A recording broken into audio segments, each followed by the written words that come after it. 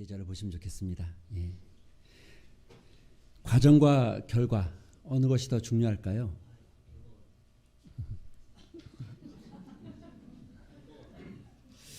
직장인들에게 물었습니다. 과정과 결과 어떤 것이 더 중요할까? 물론 뭐 여러 가지 의견들이 있지만 결과는 중요합니다. 그러나 결과에만 치우치다 보면 그 과정의 중요함을 잃어버릴 수 있고, 그 과정의 중요함을 잃어버리게 되면 직장인들은 사원들은 일하는 사기가 떨어지고 의욕이 떨어질 수 있다. 수직적인 구조에서 위에서 아래로 지시하듯이 탑다운 방식의 어떤 명령체계나 조직 구조이다 할지라도 그와 같은 일들이 일어나면 아무래도 힘들고 장기적으로 근무하기 어렵지 않겠는가라고 생각하는 게 일반적인 생각입니다. 그러나 그럼에도 불구하고 지금 말한 것처럼 회사는 또 결과를 내야 된다라고 생각하는 사람들이 매우 많이 있습니다. 아무리 과정이 좋다고 해도 적자 나는 회사, 이건 있을 수 없지 않느냐. 또 아무리 열심히 일해도 밤을 새가면서 밤늦게까지 일을 해도 성과가 없는 사원이다? 이걸 용납할 수 있을까? 어떤 면에서 설득력이 있어 보입니다. 결과도 매우 중요해 보입니다. 그런데 여러분, 인생은 과정입니까? 결과입니까? 우리에게는 결과가 존재하지 않는 것 같습니다. 아직 결과가 나타나지 않는 것 같습니다. 아플 때는 모든 것이 힘들고 정말 죽고 싶고 그냥 끝내고 싶은 마음이 들 때도 있습니다. 너무 고통스러우면 사람이 그런 마음이 들 때가 있죠. 그런데 그 하루를 버티고 그 하루를 살아내면 그 지옥 같은 하루가 과정이 되어지고 지나가고 또 새로운 미래가 우리에게 올 수 있는 거죠. 때때로 사람들은 그런 생각을 합니다. 이렇게 힘든 날이 이렇게 힘들다 보면 내일도 힘들고 모레도 힘들고 내년도 힘들고 그 다음도 힘들지 않을까? 아마 그런 고통이 어쩌면 오늘의 결과를 내일로 연장시키는, 그래서 삶의 소망을, 희망을 잃어버리는 일들이 생겨나는 것 같습니다. 니체는 이렇게 말합니다. 나를 해할 수 있는 고통은 나를 성장시킬 뿐이다. 나를 해할 수 있는 고통은 나를 성장시키는 도구다. 내가 자라가게끔 하는 도구다. 라고 말하고 있죠. 고통, 어려움, 힘든 순간들. 여러분 그때 이렇게 말해야 되겠죠. 이 또한 지나가리라. 할렐루야. 끝내고 싶은 삶이 있더라도 그것은 과거이고 추억이고 지나가면 그냥 추억일 뿐입니다. 물론 힘들 때도 있고 어려울 때도 있겠지만 과정 속에서 그것은 끝이 아니라는 거죠. 그것이 끝이라고 생각하면 우리에게 살 날이, 살 의미가 없어지겠지만 그것은 과정입니다. 인생은, 삶은 때때로 버티는 것이 능력입니다. 버티면 이 순간이 지나가고 또 새로운 결과가, 새로운 미래가 다가오죠. 여러분 버티면 버티는 힘이 생겨납니다. 그리고 그 힘이 다음 날, 다른 날에 능력이 되어지고 힘이 되어지죠. 능력 있는 사람이 버티는 것이 아닙니다. 버티는 사람이 능력이 있는 겁니다. 또 이런 걸 우리는 뭐라고 그러냐면 성장한다, 성숙해진다, 이렇게 표현하는 거죠. 인생은 과정입니다. 그 속에서 만나는 광야, 광야는 끝이 아닙니다. 가나안으로 들어가는 과정일 뿐입니다. 여호와께서 이렇게 말씀하십니다. 신명기 32장 10절에 여호와께서 그를 황무지에서 짐승이 부르짖는 광야에서 만나시고 호위하시고 보호하시며 자기 눈동자와 같이 지키셨다. 광야는 거칠지만 하나님의 보호가 있고 하나님의 인도가 있는 곳이라는 의미죠. 그리고 그 광야를 지나가면 가나안이 준비되어 있다는 것이죠. 오늘 1절에도 이렇게 말합니다. 내가 오늘 명하는 모든 명령을 너희는 지켜 행하라. 그리하면 너희가 살고 번성하고 여호와께서 너희의 조상들에게 맹세하신 땅에 들어가게 될 것이다. 땅에 들어가게 될 것이다. 7절부터 9절에는 그 땅이 어떻습니까? 내 하나님 여호와께서 너를 아름다운 땅으로 이르게 하시나니 그것은 골짜기든지 산지든지 시내와 분천과 샘이 흐르고 시내와 분천과 샘이 흐른다. 물이 난다는 거죠. 여러분 이게 다 거기서 나온 말입니다. 어느 동네가 참 물이 좋다. 저기 물 좋네. 이렇게 말하는 건 다 이런 데서 나온 겁니다. 강남이 참 물 좋아. 이 말은 다 여기서 나온 겁니다. 물이 좋은 데가 좋은 땅이라는 표현이 있죠. 좋은 지역이라는 표현이 있죠. 약간 변질되어져서 요즘에는 좀 다르게 사용하는 거죠. 물 좋다고 말하면. 그런데 지금 하나님께서 이렇게 말씀하시는 거죠. 밀과 보리의 소산지요, 포도와 무화과와 석류와 감람나무와 꿀의 소산지, 먹을 것이 모자람이 없고 부족함이 없는 곳으로 너희가 들어가게 될 것이다. 이게 과정 속에 있는 사람들이 바라보는 거죠. 과정을 지나고 나면 누리게 되는 축복이죠. 그리고 이 광야의 과정이 가지고 있는 또 다른 축복은 이미 우리가 살펴본 대로 나를 성장시킨다는 거죠. 할렐루야.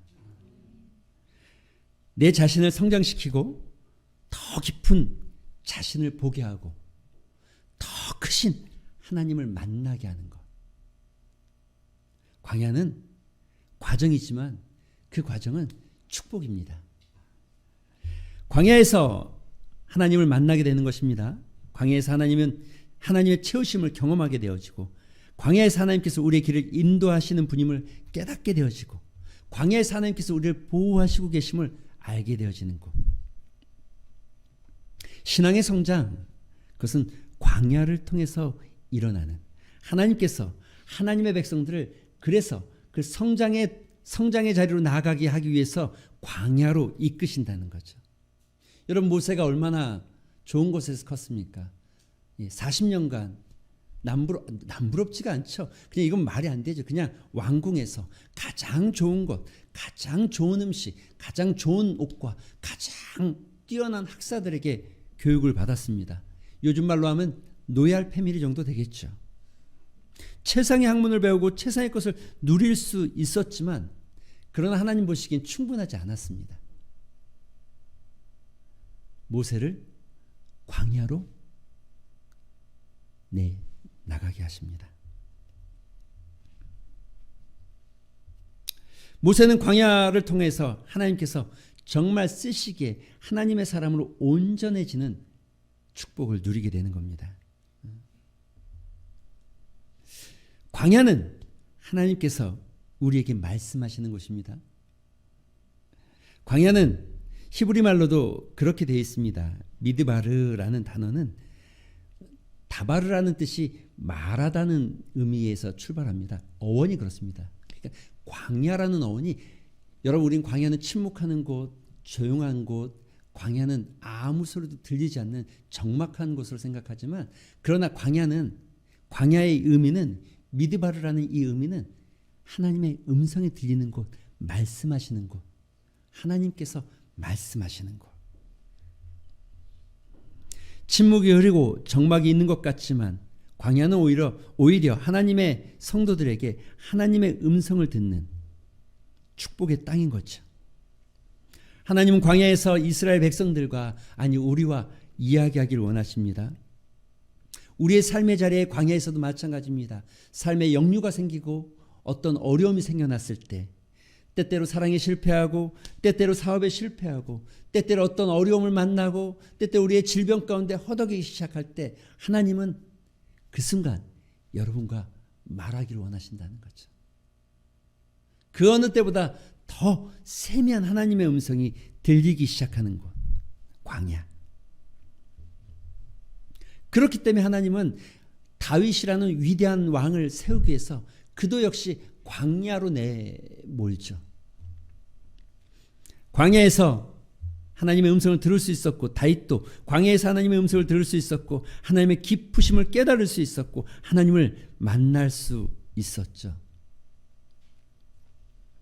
C.S. 루이스가 이렇게 말합니다. 그래서 광야는 기먹은 세상을 일깨우는 하나님의 확성기다. 기목은 우리를 일깨우는 하나님의 확성기다. 성도에게 광야 생활이 바로 하나님의 음성을 들을 수 있는 하나님의 확성기가 되어지는 것이죠.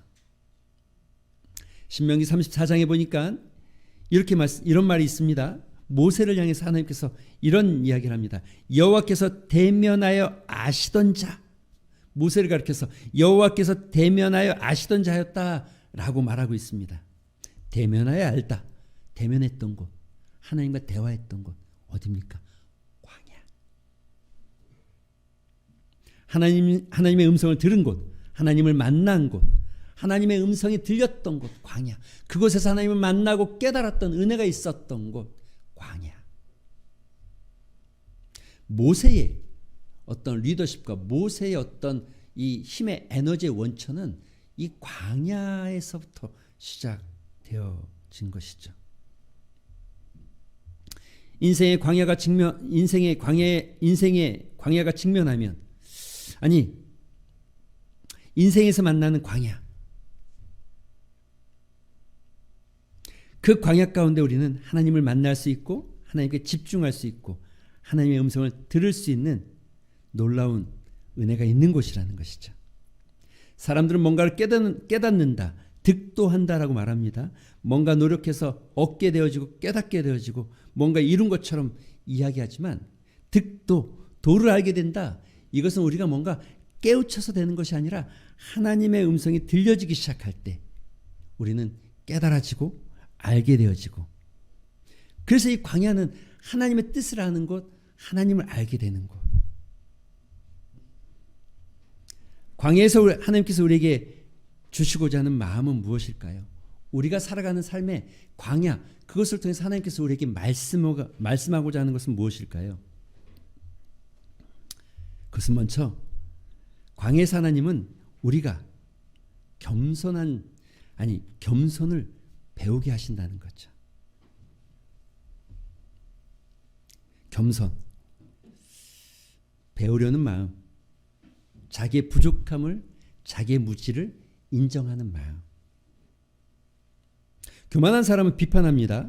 비판하면 절대로 깨닫지 못합니다. 비판하는 사람은 다른 사람에게 듣지 않죠. 잘 들으려고 하지 않죠. 비판하는 사람은 상대방보다 자기가 우월하다고 생각하고 그것을 입증하려고 하는 몸부림이죠. 그런데 광야는 우리로 하여금 낮게 만들죠. 낮아지게. 오늘 본문에 이렇게 말합니다. 내 하나님 여호와께서 이 40년 동안 내가 광야길을 걷게 하신 것을 기억하라. 이는 너를 낮추시며 너를 시험하사 내 마음이 어떠한지 그 명령을 지키는지 지키지 않는지 알려 하시며 너를 낮추셨다는 거죠.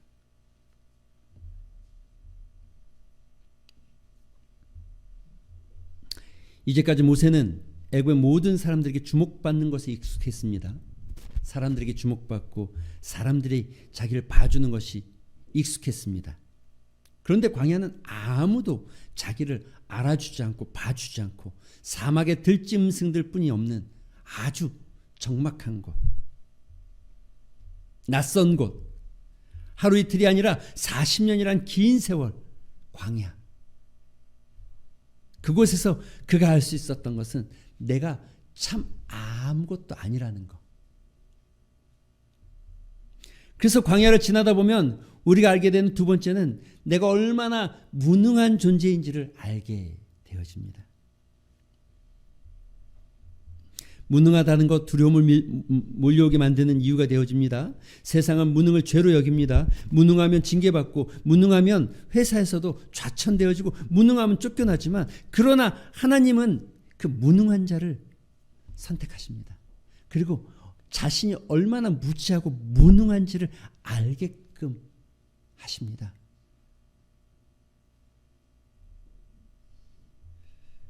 성경이 이렇게 말하죠. 고린도전서 1장에 보면 지혜롭지 않은 사람, 유능하지 않은 사람, 문벌이 없는 사람을 택하사 미련하고 약한 것을 택해서 지혜롭고 강하다고 하는 사람들을 부끄럽게 만드시는 하나님.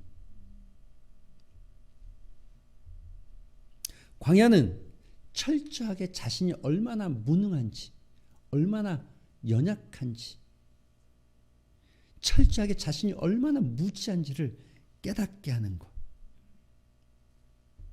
너를 낮추시며 너를 줄이게 하시며 또 너도 알지 못하며 내 조상도 알지 못했던 만나, 너가 알았던 것이 아니라, 너의 노력으로 된 것이 아니라, 너의 힘으로 얻은 것이 아니라 너가 알지 못했던 만나, 공급하시는 분이 하나님이신 것, 너의 능력이 아니라 하나님께서 주시고 계시는 것을 알게 하는 것, 광야. 광야는 무능하기 때문에, 무능할 수밖에 없기 때문에 하나님을 전적으로 의지할 수밖에 없는 곳, 광야.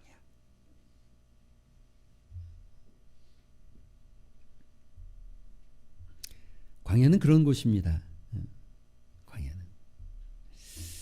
고린도후서 1장에 보면 바울이 이런 고백을 합니다. 형제들아, 우리가 아시아에서 당한 환난을 너희가 알지 못하기를 원치 아니하노니 힘에 지나도록 심한 고생을 받아 살 소망까지 끊어지고 우리 마음에 사형 선고를 받은 줄 알았으니 이는 우리로 자기를 의뢰하지 말고 오직 죽은 자를 다시 살리시는 하나님만 의지하게 하기 위함이다.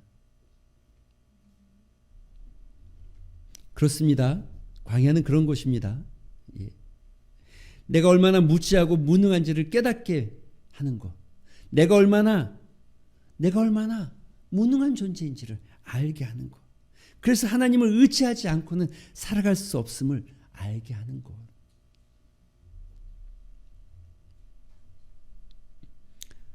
광야, 바로 그런 것입니다. 광야는 우리로 하여금 기다림을 배우게 하는 곳입니다. 모세는 광야에서 기다리는 것을 배웠습니다. 성급하면 안 된다는 것을 깨닫기 시작했습니다. 여러분, 모세가 얼마나 급한 사람이었습니까? 얼마나 성급한 성품의 사람이었습니까? 그러나 그가 광야에서는 아무리 서둘러도 되지 않는다는 것, 침묵과 조용히 기다림의 그 미학, 깊이를 배워가는 시간, 분주함이 아니라 묵상하며 하나님의 뜻을 기다리는 시간. 광야는 기다림을 통해서 하나님의 뜻이 드러날 때까지 기다림을 통해서 하나님을 바라보는 시간.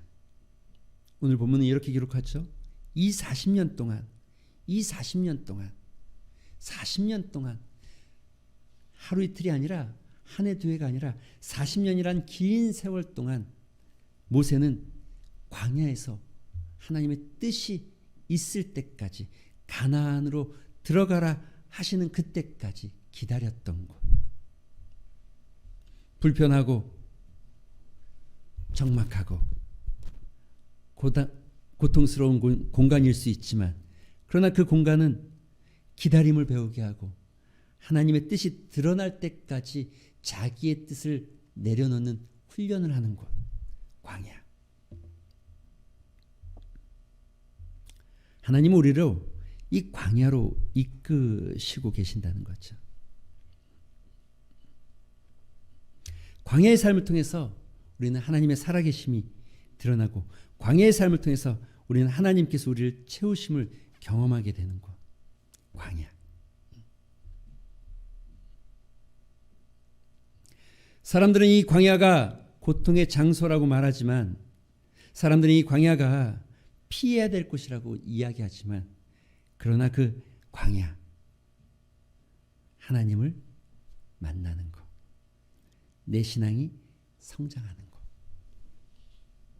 우리의 삶에도 이와 같은 광야가 불어닥칠 때 우리는 그 광야를 통해서 무엇을 피하기를, 빨리 극복하기를, 빨리 지나가기를 소망할 수 있겠지만, 그러나 그 광야를 통해서 우리는 무엇을 배워야 할까, 무엇을 얻어야 할까, 광야를 통해서 하나님은 우리에게 무엇을 공급하기를 원하실까, 혹여 그 광야 속에서 우리를 낮추시고, 혹여 그 광야 속에서 우리의 무능함을 깨닫게 하시고, 혹여 그 광야 속에서 우리를 하여금 겸손하게 만들며, 혹여 그 광야 속에서 하나님의 뜻이 드러날 때까지 기다리기를 소망하는 하나님의 마음을 오늘도 여러분의 삶의 자리에서 만나게 되기를 주님의 이름으로 축원드립니다. 기도하겠습니다.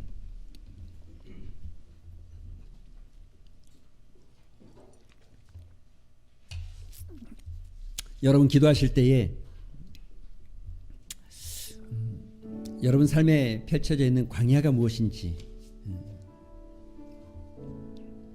누구에게도 말 못하는 그 고통의 순간, 고통의 자리가 어디인지, 그러나 그 순간들을 통해서 하나님 우리에게 무엇을 말씀하시는지, 또 우리는 그 시간들을 통해서 믿음의 어떤 성장을, 우리 신앙의 어떤 성장을, 우리 인격의 어떤 성장을 하나님은 요하시는지를 우리 좀 묵상하면서 또 돌아보면서 오늘 말씀을 생각하면서 잠시 한번 우리 기도 한 시간 갖도록 하겠습니다. 기도하겠습니다.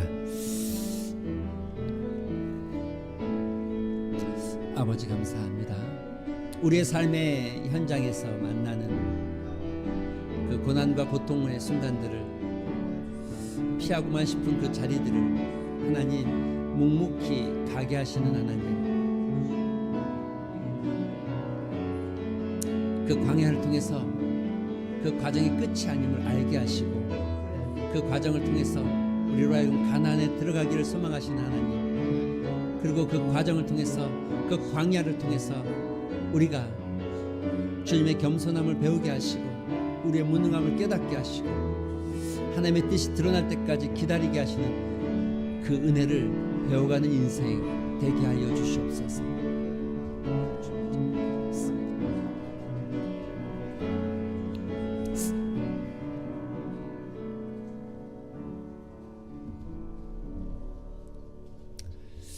하나님, 우리로 광야길로 인도하시는 하나님, 인생에서 만나는 그 광야,